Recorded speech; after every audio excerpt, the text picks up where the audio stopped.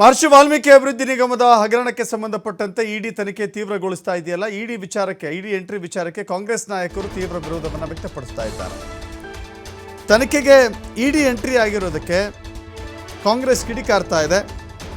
ಇಡಿ ಅವಶ್ಯಕತೆ ಇರಲಿಲ್ಲ ಅಂತ ಹೇಳಿ ಡಿಸಿಎಂ ಡಿಕೆ ಶಿವಕುಮಾರ್ ಹೇಳಿದ್ದಾರೆ. ಅವಶ್ಯಕತೆ ಇರಲಿಲ್ಲ ಅಂತ ಹೇಳಿದ್ದಾರೆ. ಇನ್ನೊಂದು ಕಡೆ ಐಟಿ ಇಡಿ ಇದೆಯಲ್ಲ, ಸ್ವಾಯತ್ತ ಸಂಸ್ಥೆಗಳು ಕೇಂದ್ರದ ಕೈಗೊಂಬೆಯಾಗಿದ್ದಾವೆ. ಇಡಿ ದಾಳಿ ರಾಜಕೀಯ ಪ್ರೇರಿತ ಅಂತ ಹೇಳಿ ಪ್ರಿಯಾಂಕರ್ಗೆ ಹೇಳಿದ್ದಾರೆ.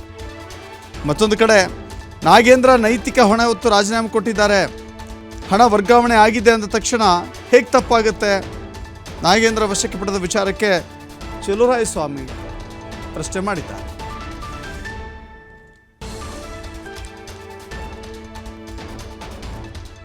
ನಾಗೇಂದ್ರ ಅವರು ಬಹಳ ಸ್ಪಷ್ಟವಾಗಿ ಹೇಳಿದ್ದಾರೆ, ಇದರಲ್ಲಿ ಯಾವುದೇ ನನ್ನ ಕೈವಾಡ ಇಲ್ಲ ಅಂತ. ಅವರೇ ತನಿಖೆ ತಂಡವನ್ನು ರಚನೆ ಮಾಡಬೇಕು ಅಂತ ಅವರೇ ಬರೆದಿದ್ದು. ಈ ಐಟಿ ಇಡಿ ಎಲ್ಲ ಇವ್ರದ್ದು ಕೈಗೊಂಬೆ ಅಲ್ವಾ, ಸೆಂಟ್ರಲ್ ಗೌರ್ಮೆಂಟ್ ಕೈಗೊಂಬೆ.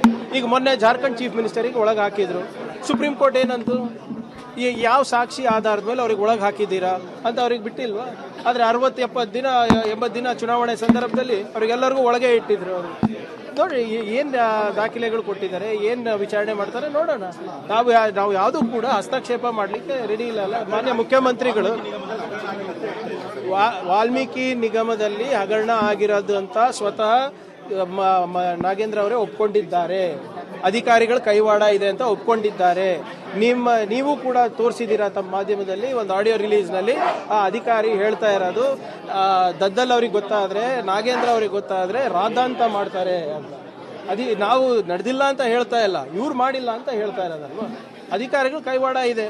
ಈಗ ಅವರೇ ಅಧಿಕಾರಿನೇ ಬಹಳ ಸ್ಪಷ್ಟವಾಗಿ ನಿಮ್ಮ ಆಡಿಯೋ ಇದರಲ್ಲಿ ಹೇಳ್ತಾರೆ.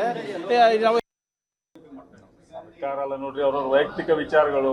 ಆಮೇಲೆ ಇಡಿ ಎನ್ಕ್ವೈರಿ ಆಗುತ್ತೆ. ಎನ್ಕ್ವೈರಿ ಆದ್ರೆ ಏನಾಗಿದೆ ಅನ್ನೋದು ಸತ್ಯ ಸಿಗುತ್ತಲ್ಲ ಅಲ್ಲಿ.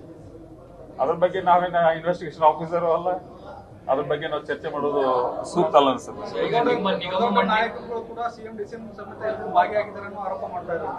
ನನಗನ್ಸು ಮಟ್ಟಿಗೆ ಆ ತರದ್ ಯಾವ ಆರೋಪಗಳು ಇಲ್ಲ. ಯಾಕಂದ್ರೆ ಇರಾಕು ಸಾಧ್ಯ ಇಲ್ಲ, ಅವ್ರು ಇರಾಕು ಸಾಧ್ಯ ಇಲ್ಲ. ಹೆಂಗ್ ಇರಕ್ ಸಾಧ್ಯ ಇದೆ? ಇಂಡಿವಿಜುವಲ್ ಡಿಪಾರ್ಟ್ಮೆಂಟ್ ಇರ್ತಾವ, ಆ ಡಿಪಾರ್ಟ್ಮೆಂಟ್ ಎಲ್ಲಾನು ಮುಖ್ಯಮಂತ್ರಿಗಳು ನೋಡಕ್ ಆಗಂಗಿಲ್ಲ. ಎಲ್ಲ ಡಿಪಾರ್ಟ್ಮೆಂಟ್ಗಳು ಮುಖ್ಯಮಂತ್ರಿಗಳು ನೋಡಕ್ ಆಗಂಗಿಲ್ಲ. ನಾನು ಆಸ್ ಎ ಮೈನಿಂಗ್ ಮಿನಿಸ್ಟರ್ ಕೆಲಸ ಮಾಡೀನಿ. ಆ ಟೈಮಲ್ಲಿ ಇದ್ದಂತ ಹಗರಣಗಳನ್ನ ನೋಡ್ಬಿಟ್ರೆ ಬಟ್ ಯಾವುದೋ ಒಂದು ಕಪ್ಪು ಚಿಕ್ಕ ಇಲ್ಲ ಅಂತ 4 ವರ್ಷ ಮೈನಿಂಗ್ ಮಿನಿಸ್ಟರ್ ಕೆಲಸ ಮಾಡಿದೆ. ಮಂತ್ರಿ ರಾಜೀನಾಮೆ ಕೊಟ್ಟಿದ್ದಾರೆ. ಅವರೇ SIT ಕಾನ್ಸ್ಟಿಟ್ಯೂಟ್ ಆಗಿದೆ. SIT ಅವರು ಈಗಾಗಲೇ ತನಿಖೆಗೆ ಪ್ರಾರಂಭ ಮಾಡಿದ್ದಾರೆ. ಜೊತೆಗೆ ಇಡಿ ಅವರು ಸಹ ಅವರನ್ನು ತನಿಖೆಗೆ ಒಳಪಡಿಸಿದ್ದಾರೆ. ತನಿಖೆ ನಡೀಲಿ.